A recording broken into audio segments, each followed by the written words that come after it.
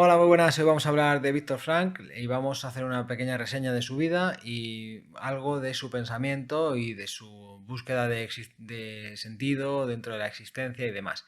Voy a intentar también dar un poco mi opinión acerca de algunos aspectos y bueno, aparte de para que este vídeo sea propio, pues no solo plantear sus puntos de la teoría, sino en algunas ocasiones ahondar con algunas reflexiones. Como breve biografía, Frank nace en Viena en 1905 y estudia medicina en la misma universidad de Viena. Allí se licencia y luego saca su doctorado y trabaja en el departamento de suicidios del Hospital General de Viena. Aquí vemos que probablemente fuera la primera toma de contacto de Frank con estas problemáticas en las cuales las personas parece que pierden un poco ese horizonte vital, ese sentido, ese significado, están quizás algo desesperados y no logran, por así decirlo, descifrar la vida en términos de progreso, de desarrollo, de actualización de sí mismo, como diría Maslow. Entonces, él desde bien temprano ya toma contacto con ese tipo de personas y probablemente tenga un impacto en su pensamiento. Desde 1940 a 1942 él fue director de neurología y en 1942 Frank y su familia son enviados a un campo de concentración. Este evento también es muy interesante porque Frank decide ser enviado al campo de concentración ya que no podía salvar a su familia. O sea, él se le presenta la tesitura de decir, ¿qué hago? ¿Voy y me salvo, me voy y me salvo yo? ¿O voy con mi familia y los acompaño? Entonces él decide ir y pasa estos años en el campo de concentración, donde después, al regresar a Viena, escribe el hombre en busca de sentido. Al regresar también fue nombrado director de la Policlínica Neurológica de Viena y recibió nada menos que 29 doctorados honoríficos, siendo profesor en Harvard, en algunas otras universidades, incluso la Facultad de Medicina de Viena. Luego murió en 1997. Su obra más famosa es El hombre en busca de sentido. Si no te la has leído, te la recomiendo que lo leas porque él hace una lectura acerca de cómo las personas pueden lidiar con entornos tremendamente hostiles, desesperanzadores y que quitarían la vitalidad a la gran mayoría de personas. Él ve cómo los reclusos pierden esa vitalidad, flaquean, se dejan, se abandonan. Imaginaros la situación, un campo de concentración en el que hay muchas personas, tú estás allí, estás asustado, estás indefenso y vas viendo cómo las personas que tienes a tu alrededor se van abandonando, es lógico, ¿no? Van cayendo deprimidas, muchos de ellos mueren, entonces tener el contacto con esto para Frank supuso un impacto tremendo en su pensamiento. Esto también es importante porque, como veremos después, tiene impacto también en su forma de entender la psique, en su forma de entender, digamos, los momentos de crisis y la neurosis. Veremos después cómo lo llama él. El texto del hombre en busca de sentido se recomienda como una especie de lectura fundamental para luchar contra este sinsentido de la vida moderna. La vida moderna rompe con todas las tradiciones anteriores y donde antes el sujeto nacía y tenía una suerte de estructuras que le venían dadas a través del lenguaje, como los mitos, como los ritos, como la religión, como unos valores familiares, unos valores de la patria, del Estado, esto desaparece, como diría Nietzsche, Dios muere, y entonces el hombre se queda con una especie de pérdida de brújula. Entonces ese sinsentido de la vida moderna viene Frankl a decir que en su logoterapia va a ocupar, por así decirlo, el lugar casi de la religión. La religión era una especie de aporte de sentido y la logoterapia lo que hace es evitar los problemas de salud mental.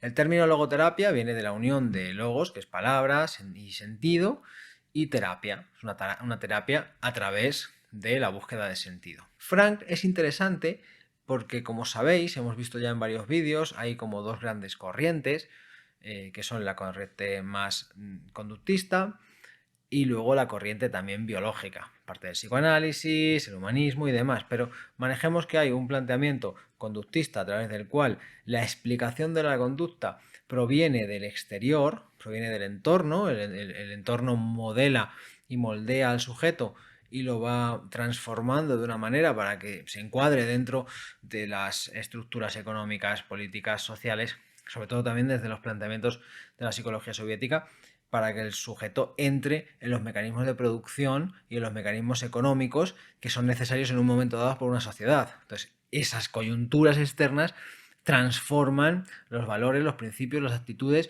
y lo que es la personalidad del individuo. Y por otro lado, están los planteamientos biológicos.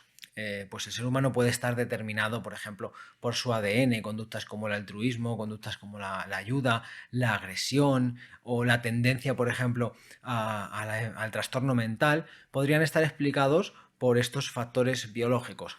Entonces Frank está entre medias. O sea, él no dice que los factores conductuales no tengan sentido, ni dice que los planteamientos biológicos tampoco, pero dice que no son tan determinantes. Tened en cuenta una cosa, yo creo que la gran mayoría de autores son conciliadores en esos términos. No van a asumir, bueno, hay algunos que sí, ¿no? Pero sobre todo los que asumen un abordaje más radical. Pero generalmente en psicología vamos a ver autores que van a reconocer las bondades de cada uno de los métodos, porque todos los métodos tienen algo que decir, a mi juicio. Entonces, fijaros, si yo soy una máquina moldeada por mi entorno, no puedo decir que yo soy libre.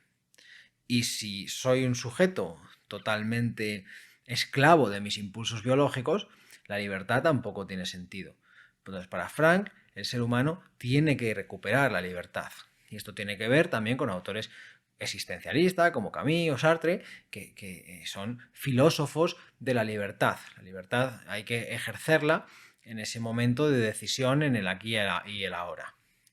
Entonces, tú no puedes reducir el amor, la libertad o la poesía a genética o a condicionamientos, porque si no tú estarías repitiendo constantemente lo que te viene del exterior y el ser humano se caracteriza precisamente por esa actitud creativa y por la capacidad de tener conflictos con temas morales o espirituales.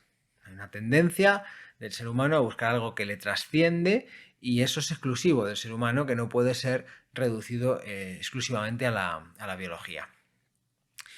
Aparte, hay otra tendencia en psicología que ha sido la focalización sobre los eventos negativos o desadaptados de la conducta. Cuando se plantea que la psicología es la ciencia de la vida mental y la mente es un correlato del proceso de adaptación, esa mente puede, digamos, trastornarse porque no se adapta bien al medio y la psicología lo que trata es de influir en esos procesos para tornar al sujeto mejor adaptado a su medio. De hecho, si cogéis el DSM, muchos de los trastornos lo que plantean es que se produzca una alteración en la vida personal, social o laboral del sujeto. Él tiene que adaptarse y en ese proceso de adaptación no lo logra en algunos aspectos y eso es un criterio para considerar un trastorno psicológico, pues de ansiedad, de depresión, de fobia o lo que sea. Pero Frank busca, como Seligman, ese lado más optimista y lo que intenta hacer es concienciar a la gente para que tome contacto con el sentido y el propósito de la vida. Él va a ver que la neurosis es un proceso a través del cual el sujeto se está dando cuenta de que su vida carece de sentido. Y esto es muy interesante porque a través de la neurosis es la puerta a través de la cual la persona se puede plantear cuál es su misión en el mundo. Por así decirlo, no os olvidéis de primero el contacto que tuvo él con las personas que en el hospital, cuando trabajaba con personas con riesgo con conducta suicida, y luego las experiencias que tuvo en Auschwitz. Ver a las personas de fallecer porque realmente lo pasan mal, realmente están en circunstancias negativas, pero él ve la neurosis como esa suerte de oportunidad, que es lo que se dice ahora, ¿no? La crisis como oportunidad, no para el éxito, el desarrollo y demás, sino para tomar conciencia de la voluntad de que estás buscando un sentido. Tú te encuentras en el pozo, por así decirlo, porque estás intentando encontrar ese sentido o principalmente porque todavía no has encontrado el sentido, entonces te encuentras de esa manera y es como una especie de motivación hacia la búsqueda del mismo. Cuando hay momentos de vacío, la persona se puede dar cuenta de la oportunidad de sentido a través del cuestionamiento. A través, yo me atrevería a decir, de un método socrático, de una mayéutica, de una pregunta, de un explorarse. A mí me llama mucho la atención que todos estos psicólogos asumen una actitud de cuestionar, no de dirigir. Porque si yo intento que tú despiertes al sentido de tu vida, pero te voy dirigiendo con lo que tienes que hacer, yo estoy influyendo negativamente en tu libertad. Estoy imponiéndote mi forma de entender la vida. Por lo tanto, estas personas a través del cuestionamiento van ayudando a que la persona descubra ese sentido. ¿Por qué? Porque no hay un sentido definido. Y esto tenerlo muy claro. Lo que hemos dicho antes, nacemos en un entorno cultural, un entorno social, en un entorno familiar, y desde que nacemos somos depositarios de deseos, expectativas, roles familiares o incluso roles sociales. Pues a ti se te da bien las matemáticas, serías un buen ingeniero, a ti se te da bien la poesía, serías un buen literato, a ti no se te da bien nada, entonces pues te dedicas a hacer otras cosas por ahí, incluso puedes llegar a delinquir. Entonces, somos depositarios de ese sentido, pero en esencia no hay un sentido definido. Puede ser que nos identifiquemos con el sentido que nos aportan desde la fuera y entonces ahí pues la persona empieza a jugar un rol que quizás no le corresponde. Si recordáis el vídeo de Bern que tenemos en el canal, es muy interesante porque precisamente habla de esto. Nos vemos sumidos o introducidos en juegos, jugamos unos roles y con base a esos roles que jugamos nos definimos. Pero para Frank, la persona tiene que descubrir el sentido particular que encierra la vida dentro de su idiosincrasia y de su personalidad. Yo creo que llega un momento en la vida en el que tienes una crisis, o varias. Si os recordáis Erickson, que también lo hemos visto, él planteaba varias crisis, y en esas crisis tienes que plantearte cosas. Las grandes preguntas, de dónde venimos, a dónde vamos, quiénes somos, todo esto. Por lo tanto, en este momento tenemos varias opciones. Escuchar la llamada, como diría Joseph Campbell en su viaje del héroe, escuchamos la llamada a la aventura de poder construir ese sentido, o intentamos rechazar esa propia llamada, como también planteaba Campbell. ¿Cómo rechazamos la llamada? Bueno, pues a través de estados hipnoides, consumo de sustancias, consumo de sensaciones, de experiencias, compras compulsivas, sexualidad compulsiva, que no está mal, quiero decir, bueno, pues cada uno en un momento de su vida puede recurrir a ese tipo de conductas para ir pues lidiando con los sinsabores y con las dificultades de la vida, pero luego está esa otra vertiente que es el intento de la construcción de sentido, que a fin de cuentas lo que va a hacer es lograr una sintonía, una coherencia con el sujeto y mejorar la salud mental. Me recuerda ahora cuando estoy hablando de esto a los planteamientos de Festinger, con el tema de la disonancia cognitiva, en el cual pues, la persona tiene conflictos con cogniciones, emociones o conductas que hace y como no están alineadas, eso genera lo que es un malestar psicológico potente. Además, para Frank, la búsqueda de sentido es un aspecto motivacional. Cuando la persona no tiene ese sentido definido, aparece el malestar. Entonces ese malestar motiva a la construcción de sentido. Lo que no implica que la persona pueda confundirse al construir su narrativa en relación al sentido que está buscando. Un sujeto puede decir, bueno, lo que me pasa es esto, pues me pasa que yo qué sé, que estoy muy insatisfecho con mis amigos y resulta que hace cambios en esa dirección, pero resulta que eso no ayuda a encontrar ese sentido. Me echa balones fuera. Entonces, la persona tiene que hacer un esfuerzo activo por buscar qué son las cuestiones en las cuales se está desarrollando un conflicto y aquí el terapeuta puede ayudar a través de la escucha, a través del tránsito por su propio proceso. Si eres estudiante de psicología y te quieres dedicar a la psicoterapia, habrá algún momento en el que tú también tengas que pasar por tu propio proceso terapéutico porque así podrás comprender mucho mejor en qué momento se encuentra la persona en esa pérdida de sentido o en esa desesperanza o en lo que sea que le ocurra. Entonces, para Frankl es un aspecto motivacional.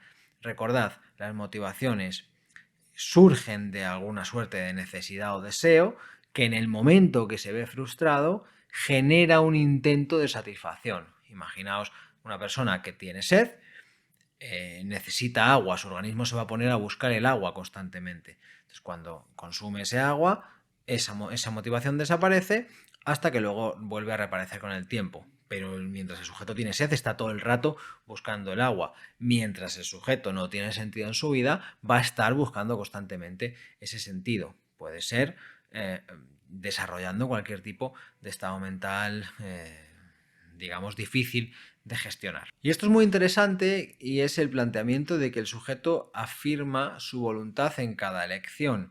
A mí me parece muy interesante y esto es muy complicado a veces porque nos vemos arrastrados en una suerte de rutina, en una suerte de dinámica en la cual entramos en un proceso patológico y vamos perdiendo la óptica para salir de él. Nos vemos arrastrados en ese proceso patológico, en esa depresión, en esa ansiedad, en esa fobia, en lo que sea, pero para Frank el sujeto afirma esa voluntad en cada elección. Claro, tener en cuenta que él tiene un marcado carácter existencialista a través del cual la existencia precede a la esencia. El sujeto a través de la acción elige y se afirma. Por lo tanto, si un individuo quiere comenzar ese proceso de búsqueda de sentido, de construcción de sentido, podríamos llamarlo, tiene que decidir a través de la acción en el momento actual si continuar con esa dinámica de vida o intentar romper con las dinámicas previas, los roles previos, etc. ¿Por qué esto es importante? Porque es difícil. Entonces, por eso también a veces la ayuda del terapeuta está bien, porque la persona en ocasiones puede verse muy metida en esa espiral de pérdida de sentido, en esa alienación donde el sujeto no es ni dueño de sí mismo y entonces puede necesitar un acompañamiento, ayuda a través de un terapeuta que desde su autenticidad, como diría Rogers, puede acompañar al individuo a construir esa narrativa que aporte sentido, que aporte, digamos, esperanza, optimismo o como lo queramos llamar.